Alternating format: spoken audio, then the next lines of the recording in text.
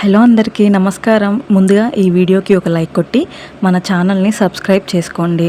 ప్రతి ఒక్కరూ అదృష్టాన్ని కోరుకుంటారు. ఆ అదృష్టం అందరికీ వరించదు. కొంతమందిని మాత్రమే అదృష్ట దేవత వరిస్తుంది. మీ ఇంట్లోకి అదృష్ట దేవతని ఆహ్వానించాలంటే పెద్దగా పూజలు చేయాల్సిన పని లేదు. కానీ వాస్తుశాస్త్రం ప్రకారం చిన్న చిన్న నియమాలను పాటిస్తే చాలు. ఇక మీ ఇల్లంతా అష్ట ఐశ్వర్యాలతో నిండిపోతుంది.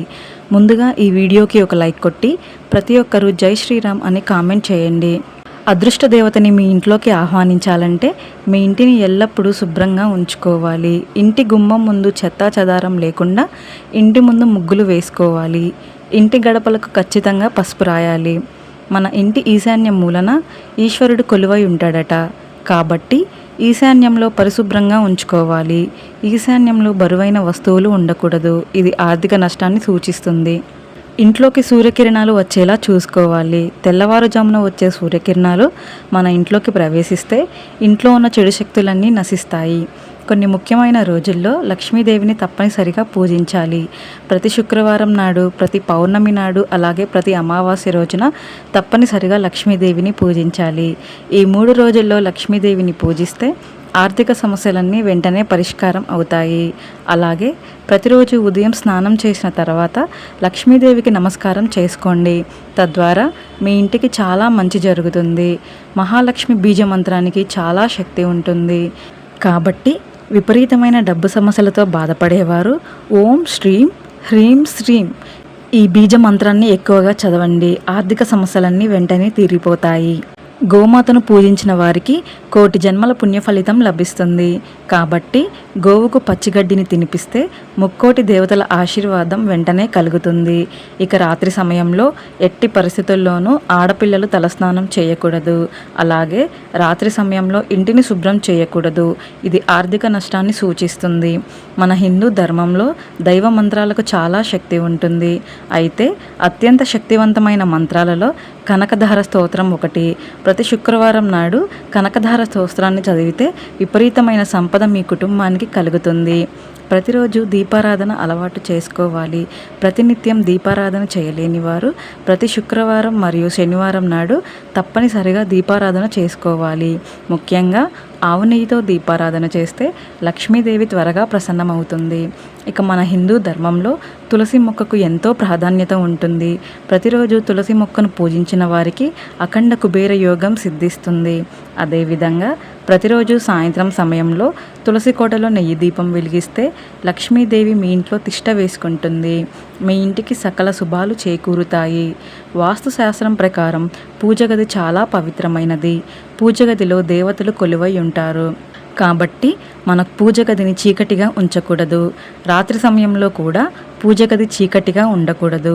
కాబట్టి మీ పూజ గదిలో తప్పనిసరిగా ఒక చిన్న బల్బును ఏర్పాటు చేసుకోండి. ఇక మన ఇంట్లో ఎట్టి పరిస్థితుల్లోనూ పాత వస్తువులు ఉండకూడదు. మీ ఇంట్లో పాత వస్తువులు ఉంటే వెంటనే తీసేసి బయట పడేయండి. లేదంటే మీ ఇంటికి వాస్తు దోషాలు ఏర్పడతాయి.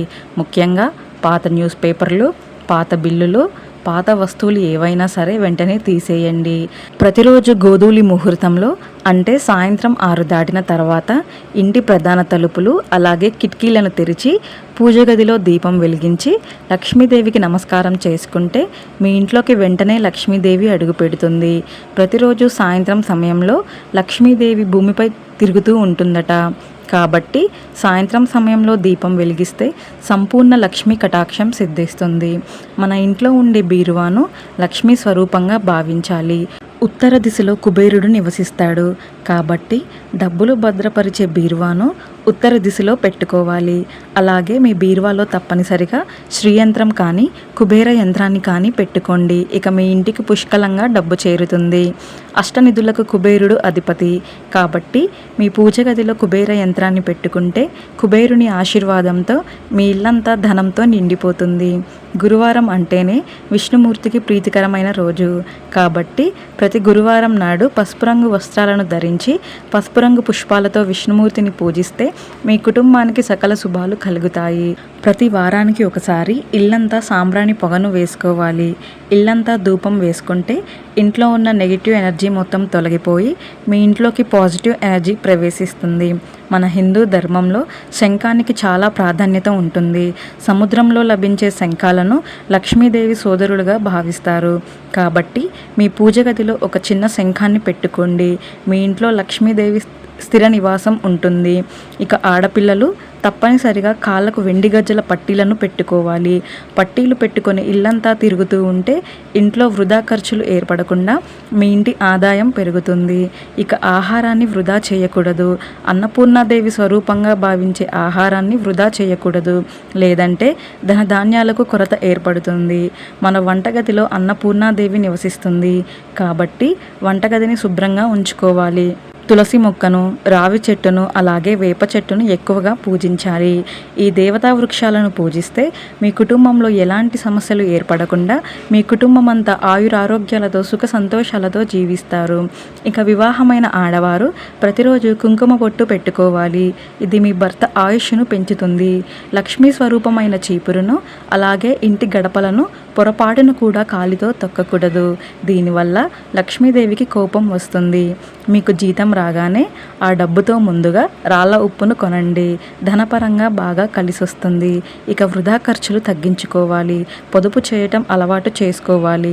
డబ్బును వృధాగా ఖర్చు చేస్తే మీ ఇంట్లో ఉన్న లక్ష్మీదేవి బయటకు వెళ్ళిపోతుంది. పెద్దలను గౌరవించాలి. తల్లిదండ్రులను, వృద్ధులను, అలాగే గురువులను గౌరవించాలి. తల్లిదండ్రులను గౌరవిస్తేనే మీ ఇంట్లోకి అదృష్ట దేవత అడుగు పెడుతుంది. ఇక మీ స్తోమతను బట్టి పేదలకు దాన ధర్మాలు చేయాలి. మన హిందూ ధర్మంలో దాన ధర్మాలకు ఎంతో విశిష్టత ఉంటుంది. పేదలకు దాన ధర్మాలు చేస్తే లక్ష్మీదేవి ఎంతో సంతోషించి మీ ఇంటిపై కనక వర్షాన్ని కురిపిస్తుంది. ఈ వీడియో మీకు నచ్చితే లైక్ చేసి సబ్స్క్రైబ్ చేసుకోండి. జై శ్రీరామ్.